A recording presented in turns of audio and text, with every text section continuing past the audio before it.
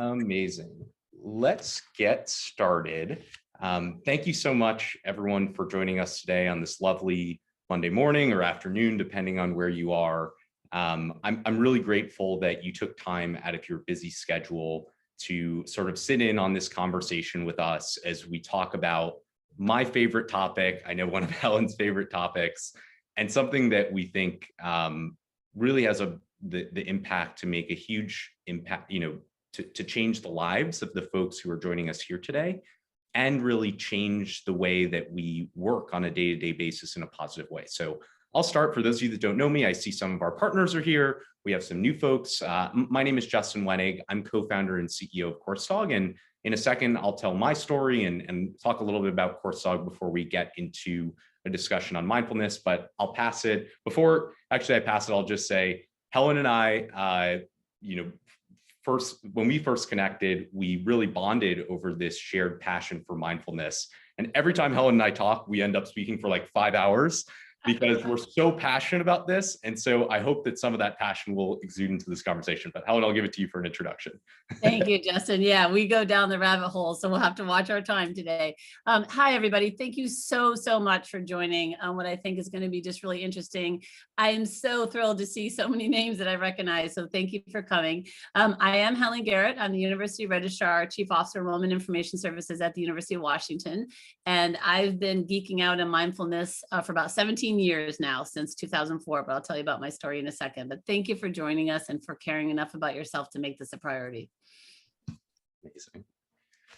So I'd love to get started. I'll really quickly give a little bit of background on Coursedog, what we do, and who I am, and then I'll pass it to Helen to talk a little bit about her work at University of Washington. And then we're going to spend the vast majority of today just talking about mindfulness. But for those of you that don't know us, my name is Justin Wenig. I'm co-founder and CEO of Coursedog. My story actually started as a student at Columbia University when I became frustrated while trying to enroll in the computer science classes I wanted to take. And Coursedog really started by my co-founder and I sitting, watching as administrators use an Excel spreadsheet to determine what classes to offer, what programs, scheduling their sections, rooms, resources. And we simply started just by asking some questions to schools, which was, what's the cost of managing your curriculum and your schedule on, spreadsheets and manual, separate processes? And we also asked the question, are schools using data to sort of operate efficiently and support student need? And for those of you that don't know, we're really, we found a lot of crazy stats that a lot of students have real challenges with getting to graduation because they have a hard time understanding completion requirements. There's often bottlenecks for students. And even when schools use these sort of disparate products or platforms, it often results in a lot of manual duplicate data entry and a lack of visibility into analytics. And so what Coursedog is we're really an integrated academic operations platform. And we work with about 100 universities that serve almost 1 million students. And, essentially what we do is we consolidate all these different business processes from curriculum management to scheduling into one single platform. But that's a little bit about me, and I'll give it to Helen to talk a little bit about her work at University of Washington before we talk about how mindfulness impacts all of this. Great. Thank you. Thank you, Justin. Yeah, so I do work at the University of Washington, and we have 3 campuses, one in Seattle, Bothell, and Tacoma. So I am the University Registrar in Seattle. We're a very, very big R1 institution, research institution. And I have a position that is a first-time position since I came in 2016, that I'm not only the University Registrar, but I'm this funky title of Chief Officer, Enrollment Information Services. And I'll just bottom line it for you. I was brought in because I'm a disruptive innovator. And that means that I'm out there constantly looking for ways to more elegantly and efficiently help our Huskies across that finish line. And I do that by building relationships with key partners. One of them is here today, University of Washington IT, or advisors. So my job every day is to make things better for everyone. And I couldn't do it without my mindfulness practice. So that's what we're going to talk about today. But I'm very overt about the fact that I'm here to, and I was hired to, with my deep background in systems, to shake things up and make it better for all involved. It's a great intro, Helen. So the majority of today, we're really going to use pretty much the next 45 minutes or so of our time talking about mindfulness and how does mindfulness fit into this whole, into being a disruptive innovator, into being an entrepreneur. How does it help us to impact our students? And, we want this to be interactive. So please, throughout this chat, feel free to ask questions through the chat button at the bottom of your Zoom modal. You can use the Q&A function as well, but we prefer this to be interactive. And so really feel free to interject with your questions. But I'd love to start, Helen, by asking you, as a disruptive innovator in this very unique role that you mentioned at an R1 institution, how did you get into mindfulness, and why did you sort of start to, think mindfully in the first place? Yep, thanks. I'm a storyteller and I like metaphors, so I'm going to share 3 quick stories with you. And throughout the course of this conversation, you'll come into your own understanding of mindfulness. And it's not yoga mats and woo candles or something. It could be, but it's more about, as my grandmother used to say, being aware of being aware. So my first story that some of you may have heard me tell that was really the catalyst was back in 2004. We had moved from a legacy student information system at Lane Community College in Eugene, Oregon, where I was the director of enrollment services registrar, but I was also over the implementation team to move to the Aleutian Banner product. We had a year and a half to go from legacy system to up and running. And it nearly killed me, literally. I have lupus, which is a connective tissue disease. And for me, high emotion, good or bad, can make me sick. So long story short, we implemented in June 2003, things went really well.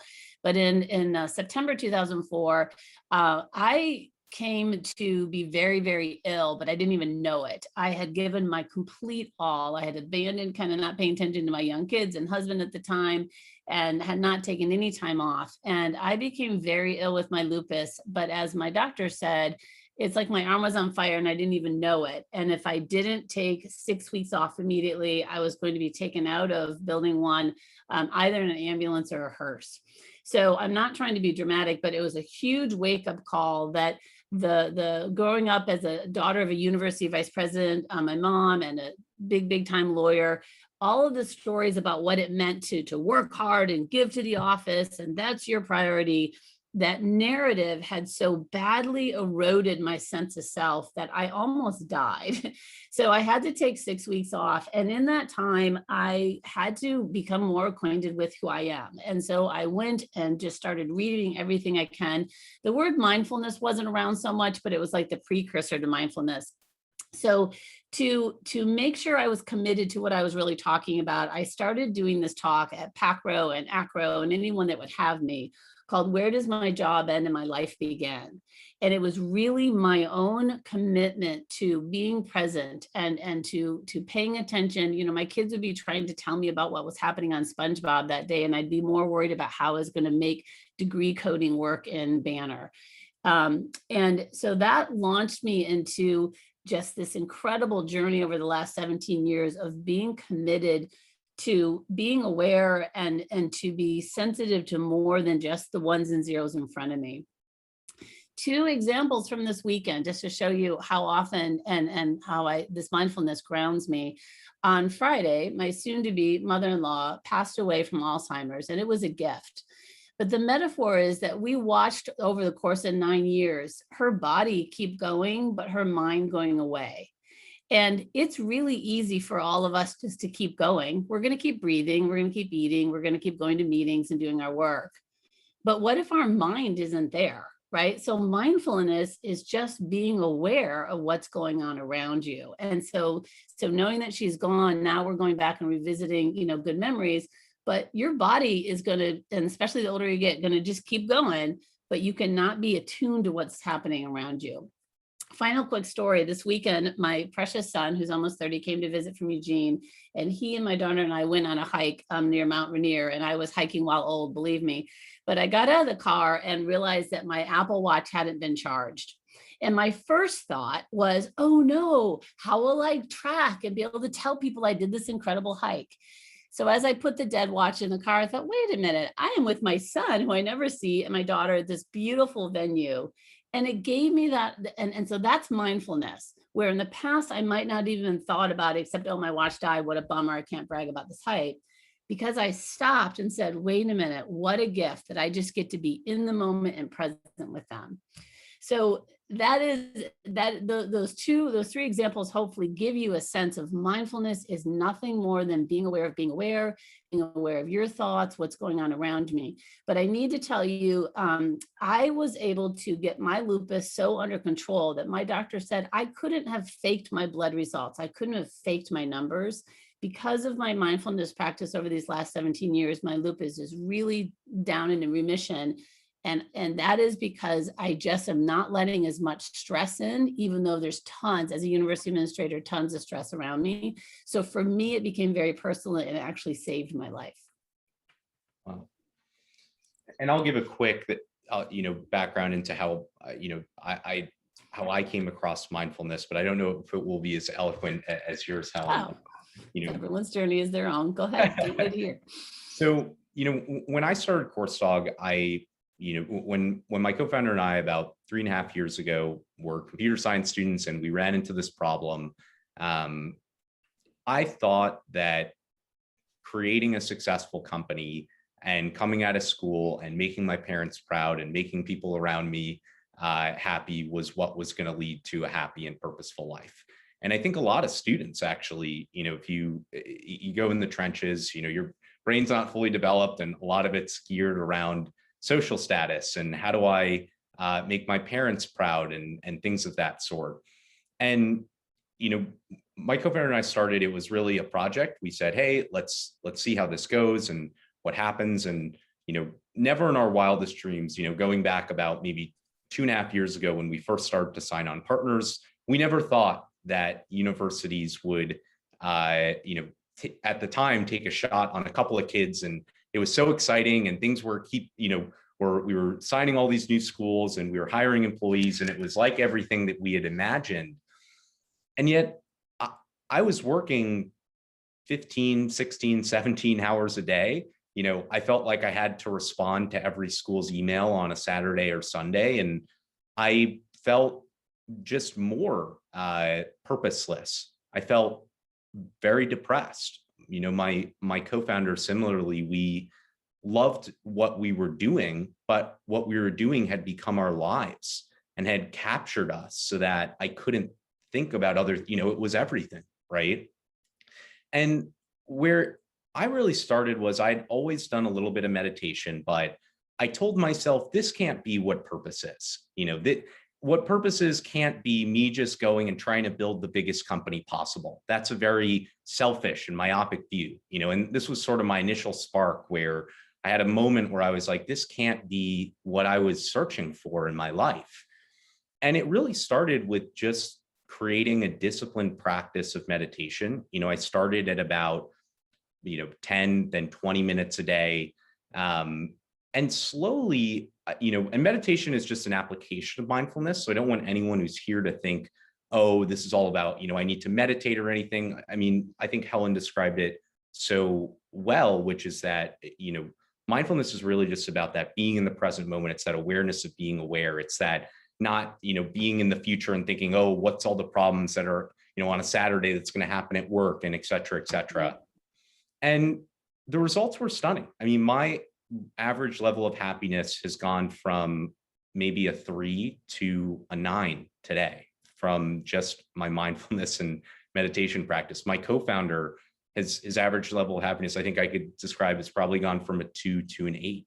And it was really just from us incorporating this one practice into our lives. And this is a good segue because I'm really interested. A lot of people, I think they think about mindfulness and they say, I don't have time, or I need to get things done for my job because I need to provide for my family, or I'm really passionate about the mission. And I'm curious, Helen, from your perspective, how has your mindfulness practice helped you to become a better leader? Wow.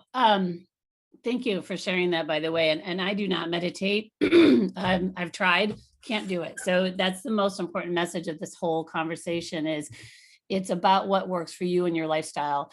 Um, Back when I rode the bus to work, and I'm looking forward to that happening in September, that was probably the closest I came to my mindfulness meditation, in that I was not on my phone doing emails on the way to work. I did in the morning for when I got up, but it's about this, like, just focusing on, okay, I am here to put on my oxygen mask to help others. I'm here to help my team members be creative and supportive and to grow in their work so they can turn around and help the students that we're serving.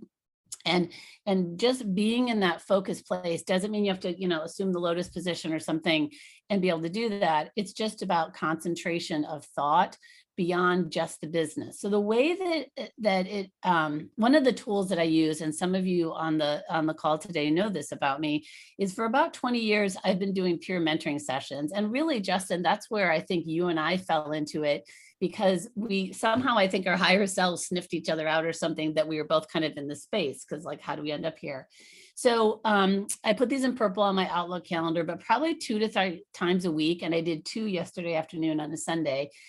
Peer mentoring is where you're just getting on Zoom or on the phone and you're just together, and you're not talking about personal details, sharing what's going on in your relationships, and you're not even necessarily problem solving, but it's about focusing on our values and what is our true north and what is filling us and what is depleting us. One of my favorite things to do now when I wake up in the morning as a mindfulness practice, and I think this makes me a better leader, is I take assessment of my resilience for that day. What is my resilience meter? Did I sleep well?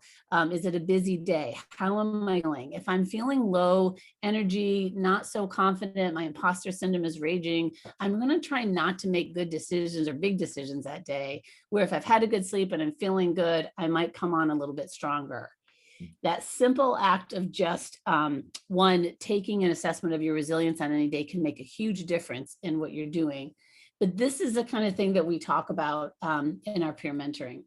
In terms of being higher education leaders, we have to remember that there are real live students behind the work that you're doing. So when I was responding to a legitimate complaint from a graduate who had tried to reach out to do a name change because they were trans male, it's not just, well, you didn't reach the right people and blah, blah, blah, right? I'm like thinking about, okay, who is that person? Where are they coming from? How tender and sacred is this conversation? So when I write back, I might give the same information that someone that isn't being mindful would give, but the spirit of what I'm saying. So I said, wow, that must have been really hard and really frustrating for you to not be able to get a diploma with the name you want on it. Let me see how I can help you. Being mindfulness, you may want to just try this in little baby steps. So try not to be glancing over and looking at your phone when you're on a date with your significant other. Try not to be doing emails while you're supposed to be concentrating. If you're in my office and the phone rings, I am not going to answer it because you're my focus. And I'll wrap it up by a saying that I have in one of my slide decks about mindfulness that I really like is, we're simply not paying attention to notice that we're not paying attention. So I think I'm a better leader. I'm listening better. I'm thinking about everything that's going on. What I hate about Zoom is we've lost the sense of smell. And I know that sounds really weird, but we've lost these other dimensions that we are given by nature to, is there fear in the room? Is there anxiety? Is there relaxedness, right? But being aware of what's going on there. So I think I'll pause at that and see, Justin, what you think about in terms of how it makes you a better leader.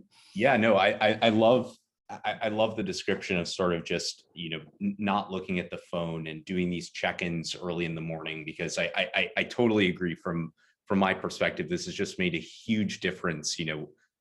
So we have so many meetings, especially in higher education, we have so many meetings, but I oftentimes found I wasn't actually there for the meeting, right? I wasn't present. I wasn't my real self. And I think that as a leader, you are the one who people are looking up to, who is setting the tone and the culture of your organization, right? And I totally agree that these micro actions that you describe, Helen, just have such a big impact on not only, the output of your team and what you're able to do for students, but just the happiness and the spirit of the people that are working around you, to be there, to be attentive, to be compassionate. I think it's hard to do these things when your thoughts are caught up in the past or the future, The other way I think that I read a great book recently on mindfulness, and we have hundreds of thousands of thoughts every day. And it's actually, I'd encourage those of you, just to sit for 5 minutes and watch how many different thoughts come up, and then write down, how many of those were actually useful, or how many of those actually, have helped you to make your life that much better, right? And I think sometimes we think that negative emotions need to have substance. Oh, I'm feeling negative. This needs to mean something to me, or this, this has to have meaning. And I think part of what mindfulness actually teaches you is that, not all these thoughts are of essence. We sometimes get angry. We sometimes have these sort of negative emotions, and it's not actually due to, oh, this employee is not doing a good job, or, oh, this student said something mean to me, or, oh, these external things. They're just projections of our mind, right? And if we can recenter and say, hey, wait a second, let me be here in this moment and be my best self and be compassionate, it gives us some space so that not everything starts to become so negative, right? Yeah. So Justin, another thing that I've been talking about in my peer mentoring sessions lately is really watching the narrative. And so in a lot of the mindfulness books, Eckhart Tolle in particular, they talk about imagine your thoughts just being clouds going by. So no judgment, no opinions, just thoughts. About a month ago, I needed to tell my son that I was getting remarried. And I had made myself sick with lupus that day because I was so sure he was not going to be supportive and he was going to be upset. Hadn't even turned on the Zoom call, and I had already written the script. And I could have not been more wrong. He's so happy he's coming to Hawaii with us. And what a loss of energy and time that I let go of my mindfulness to be there. Because and how often do we do that during the day? Your boss walks by and doesn't say hi to you back in the days of being in the office, or something happens.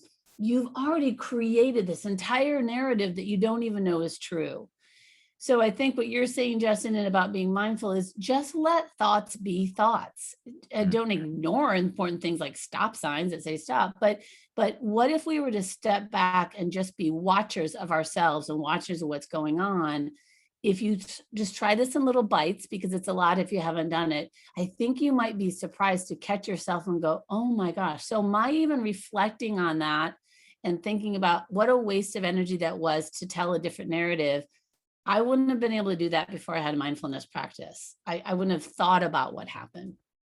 I love that. The one last example I'll give, and then we'll move on to talk about how mindfulness is in particular relevant to the future of higher ed is, about a couple of months ago, we had a project with a school where something went weird in the process of integration while we were in staging.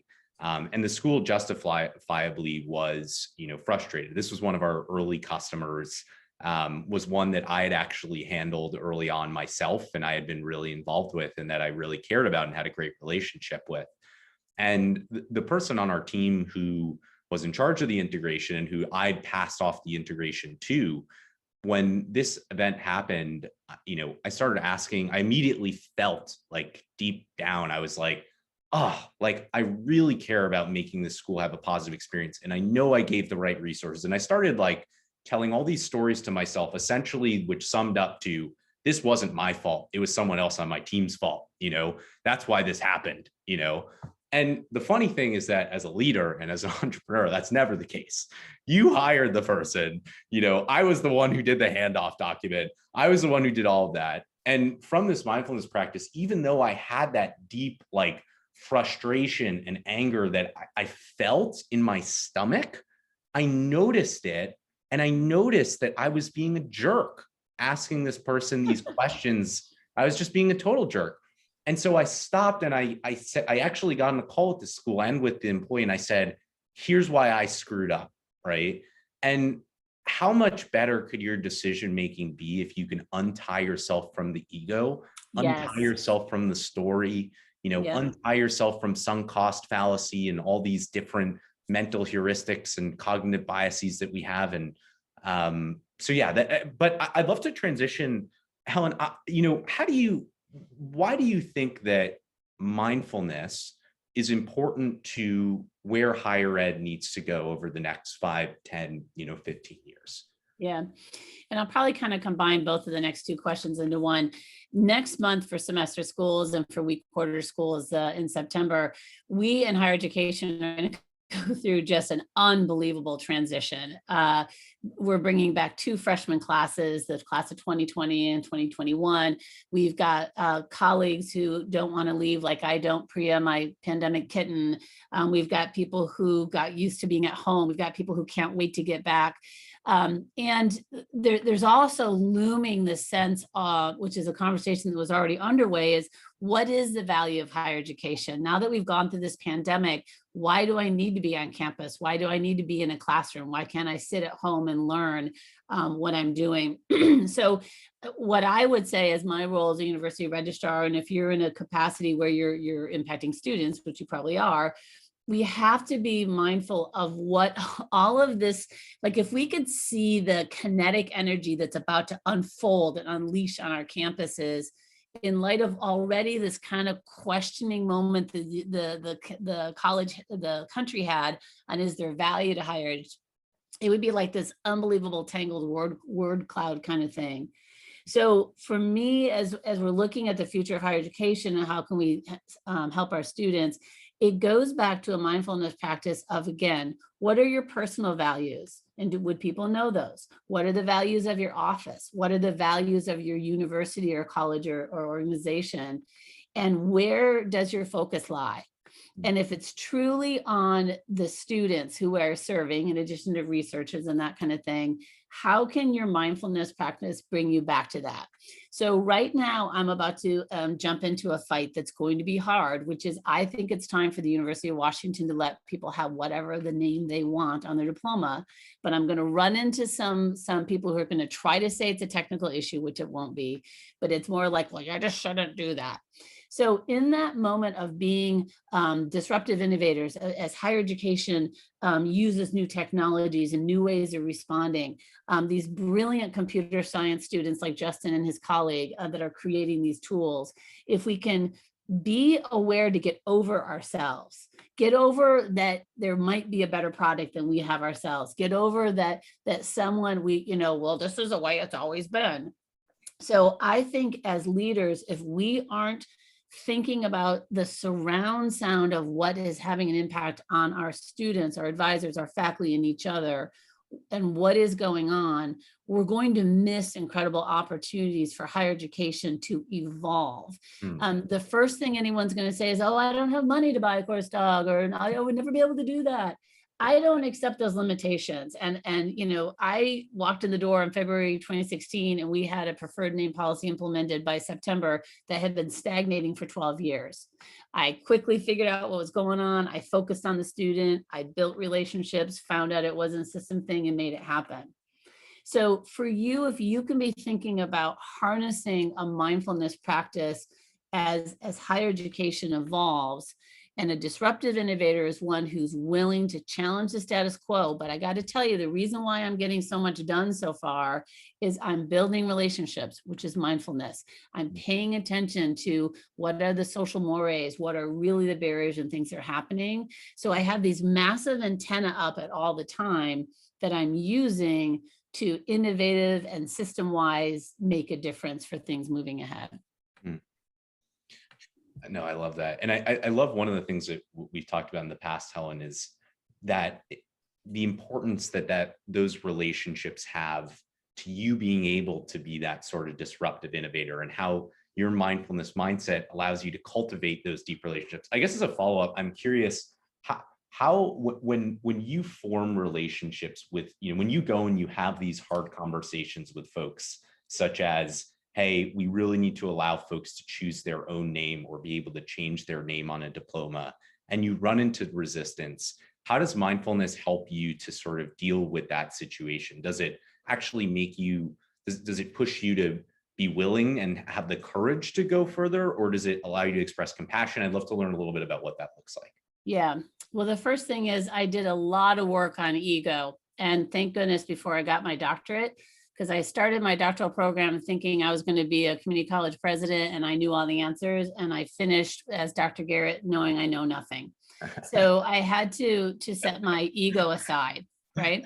Yeah. The other thing is the power of the pause and the power of patience.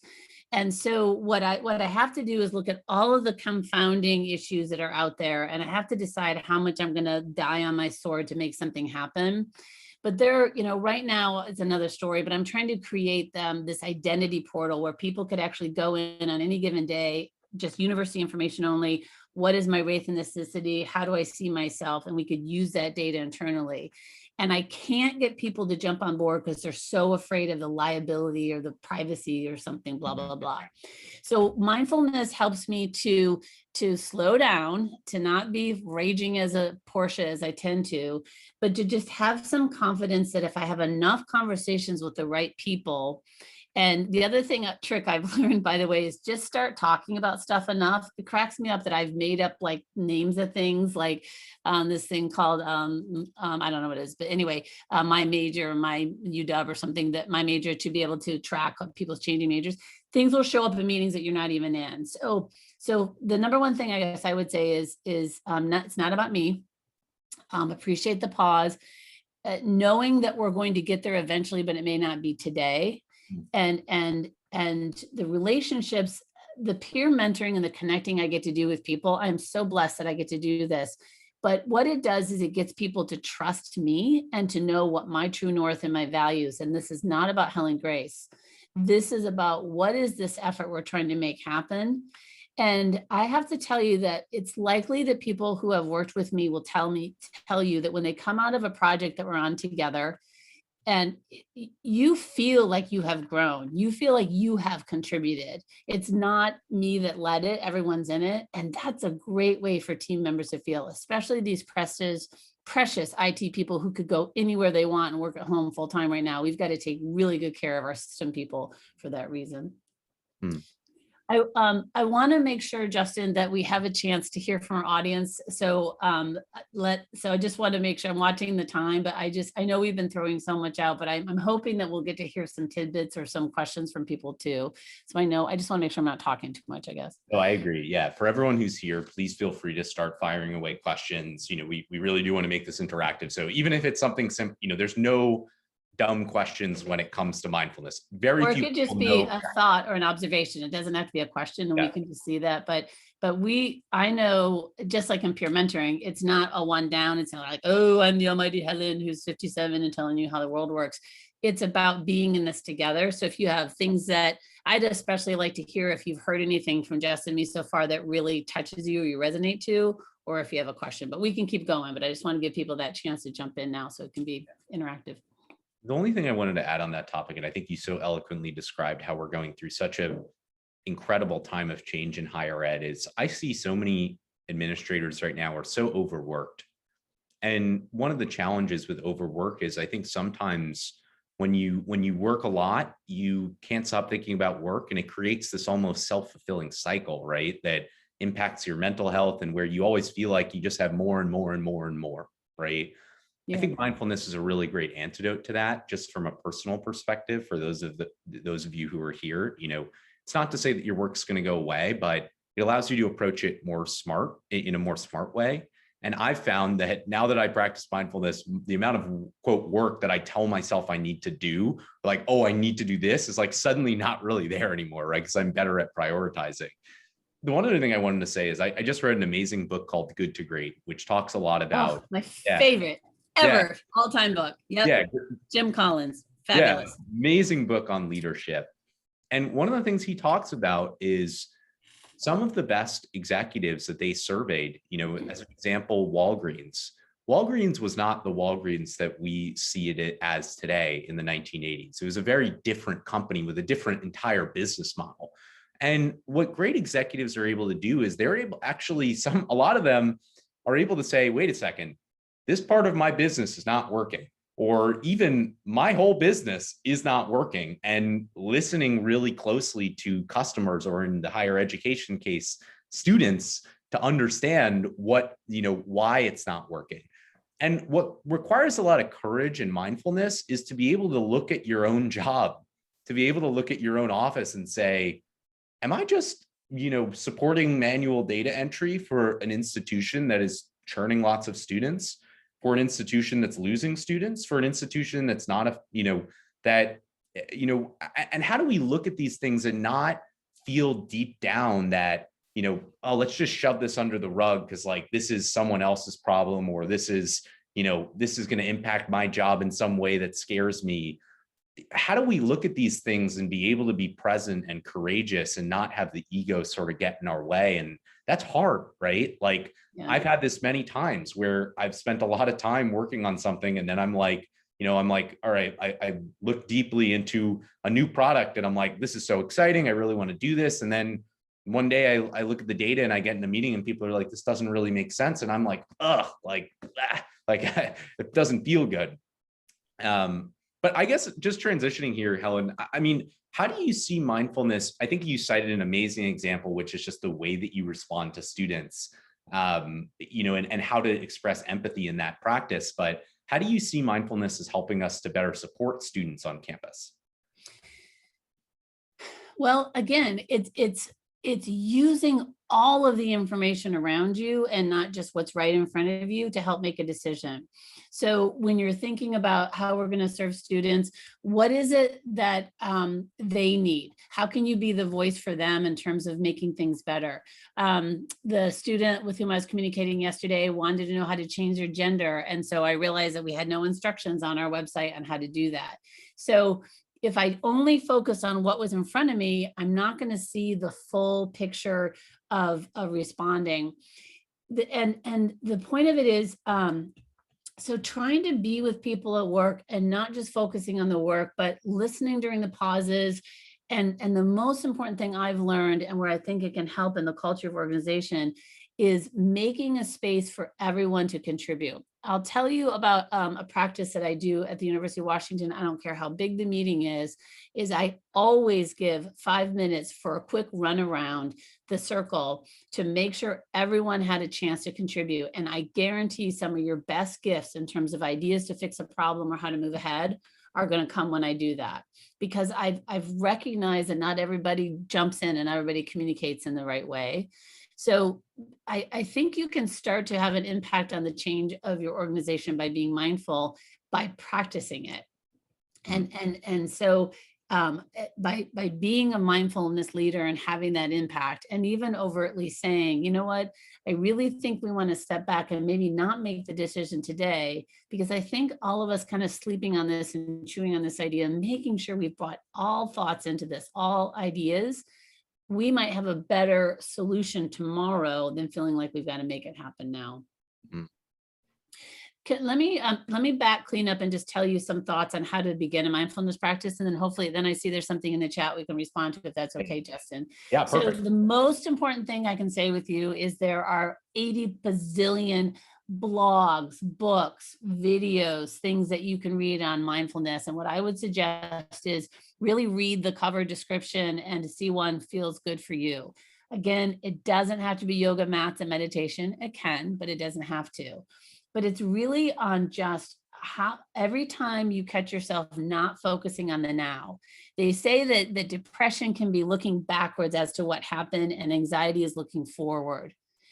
Be in the now. And when you catch yourself worrying about, oh, what's going to happen on Friday when this thing happens, acknowledge that thought, but bring yourself back to the now.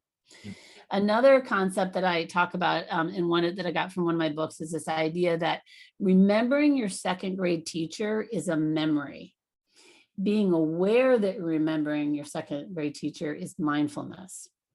And another concept I have is this idea of practicing mere thought, which is, if you think about it, watching your thoughts and having no judgment. So a mirror only reflects back that which is in the mirror. It doesn't have deeper meaning. It doesn't go behind the scenes. So how can you start to every day watch your biases and judgments? And I'll tell you, your worst critic is yourself. So watch that inner voice. And every time you stop and say, wait a minute, why did I refer to myself as stupid because I couldn't figure this out? Or why did I, just like Justin told that story? Every time you catch yourself being aware of being aware, that's a step into mindfulness. And it just takes some practice. And I recommit to it every single morning. And I've been doing it for 17 years. The only other thing I'll say, and then we can let's dive into some questions. I think community can be really helpful to accountability and to understanding the practice and really reaping the benefits of it. And not all of us are in. I'm in New York City, and so there's lots of Zen meditation centers and things like that. Not all of us are necessarily in those pockets, but I think finding other people who have this shared interest and being able to share, I do Zoom meditations with my team. We do breathing at the beginning of meetings so that, we try to center our awareness. I talk all the time to the point of being extremely annoying about this, to the point where I forget sometimes I need to sell on sales calls. I'm like, someone starts bringing up mindfulness. Suddenly I'm like, it's an hour later and I'm like, oh, like I'm talking about, and so community, I think, is a really good way to be able to share the fruits of this. But let's dive into questions. We've got another 20 minutes. It looks like you have a question and some comments. So Rhonda has a question. Do you see that about will the webinar be available later? Yeah, absolutely. I love that one of your university's values is mindfulness. I might need to talk to someone at your university to learn more about that. So I think that makes a ton of sense. But absolutely, we're going to share this afterward. Yeah, and Rhonda, I would say I love nothing more than being a guest at meetings. So and I don't charge anything, and we can all do it by Zoom. But if it ever would be cool to have somebody that is actually doing this come in and talk about it, I'd love to pop in at one of your any kind of gatherings too. All right, in the chat, do you see that there? Yeah, I can relate to the manual processes and burnout, and I come from institutions that use Banner and PeopleSoft, so it's a step backwards. Found myself unable to relate as well with students via remote. How can you incorporate mindfulness when you're wearing multiple hats and decisions that are being made without full consideration, which contribute to increased anxiety? What an amazing question. Well, I guess what I would say, Kalina, thank you, is just by even asking the question, yay, mindfulness points, you're being mindful, right? Yep. So how can you, when you're wearing multiple hats and without full consideration, oh my gosh, my daily existence. Find a way to go with that anxiety and that energy that's helpful for you, whether that's taking a walk or petting your pets or whatever it might be. There is so much we are, just like you said, Justin, trying to do right now and from our homes and everything that's happening there. I have some mindfulness partners. I have people, my senior associate registrar, Tina, is amazing, that when I start to wig out or lose perspective of like, why won't they let us do this? Or this is happening and there's so much. I can't wait to get back in person so I can do this in person, but I'll actually go to somebody that understands what's going on, and not to put down the people that are part of the decisions, but to help me in my mindfulness of balancing out what's going on. One of the gifts that my boss gave me recently is he said, Helen, you need to assume positive intent. So when something doesn't happen that you want to have happen, you've got to not take it personally. Because I have a mindfulness practice, I might have been like, well, who are you to tell me that? But I went, wait, what a gift. You're absolutely right. So I know that in my runs or whatever I might be doing to be out in nature, I've been thinking about that situation and thinking, what could I do differently or how could I approach it? So just that you're aware of what's going on in this anxiety, I'm sorry for that. And the way that you can use mindfulness is just to watch it, to be aware of it. And I like to say, I see you anxiety, I see you shame, I see you guilt. Come on up and sit next to me and have a cup of tea. Because if you ignore those painful emotions, you're going to get ulcers and stomach cramps and you're going to be sick. But if you let those come up and be with you and just, sit over there and color in your coloring book, shame, that's a mindfulness practice that's helped me a lot, that doesn't try to push it away because it's still there, but it lets it be with me so that I can concentrate on what I need to do. I think that's go ahead. Yeah, Justin. I think that was perfect. The only thing I would add is I was talking about, I shared this with Helen in advance. I read a great quote recently, which is that mindfulness prepares you for the worst day of your life, in the sense that things aren't always perfect outside of ourselves, right? And higher ed right now, we have COVID, we have declining enrollments. We have massive transitions in the way that we're educating our students that create a lot of pushback. There's a lot externally that we can look around and have that lens of sort of, hey, this is not working, or hey, this is negative, or hey, this is not good. And obviously it's important for us to try to change these things in a positive way. And it's important for us to, to work hard and to try to serve our students as best as we can. But mindfulness gives you, I think, as Helen so well stated, it gives you that tool so that you don't, that's not something that, you're realizing that what's really negative about it is the projection of your mind, right? It's not so much that, because someone made a decision above you that was a bad decision, that is, negative in and of itself, and that the right reaction is to have anger. Sometimes when these bad things happen, I say, wow, like, I'm grateful that I had the gift to understand, to notice that. And once you're in that perspective and you're not approaching things with anger or frustration or like pushing people away around you, it gives you such a more healthy perspective for you to then say, hey, how do I actually make this situation better, right? There's no story, there's no ego involved. You're just doing really what's, Right. what's supposed to. And to be clear, Justin, I want you to know, we don't go around in this nirvana like, ooh, nothing gets to us. Of course, things get to us. To my friend Sean, hi Sean's comment there about setting boundaries. What I love in Jim Collins' Good to Great book is he talks about get the right people in the right jobs and then give them what they need to do their job and step back and watch miracles happen. Mhm. So if I'm trying to defend like what I'm going to be doing in terms of open to the public or not, and we come back in the fall, it is not just about our students and advisors to serve, it's about my team members and how will they feel seen and respected and what we're going to do there. And so being able to be aware of all of the different parts of the conversation. So not just focusing on who we're serving externally, but you will then role model for those that look up to you for leadership, that you are taking into account the full spectrum of who they are in this. And that creates loyalty, and that creates people that want to stay and work hard in your organization. And for those who aren't on board with you, then they may leave. But yeah, I agree with you there, Sean.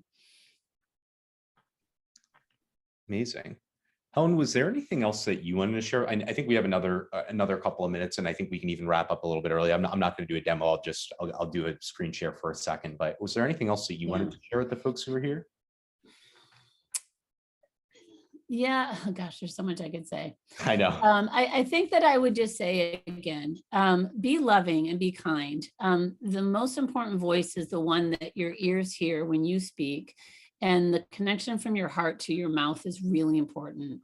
So watch what you say to your family and to your colleagues. And when you do or say something that you're not proud of, just observe and be okay with that. I think what this mindfulness practice has given me more than anything else is freeing myself from so much self-judgment. When I took that 6-week leave of absence off, I was so afraid of my parents' reaction that I didn't even tell them. And they didn't even know I did it until it came out in my Christmas card. But I was so afraid of what people would think that I could have done harm to myself, which I did by working so hard, right? So what I would leave you with is have a loving voice to yourself. Treat yourself the way you would if you have kids or your pet family or your parents or your partner. Treat yourself with tender care, right? Watching my partner go through losing her mom, she was more concerned about what her family would think about whether I'm like, stop. This is about you and your part in this whole big picture. So the other thing I would say for anybody listening, I love connecting, and some of you have even done peer mentoring with me. It is such a gift. I do it with people across the country. I do it with all kinds of people. So if you ever want to just have time to hang out and talk with me more about this, my email is helenbg@uw.edu, which I'll put in the chat, helenbg.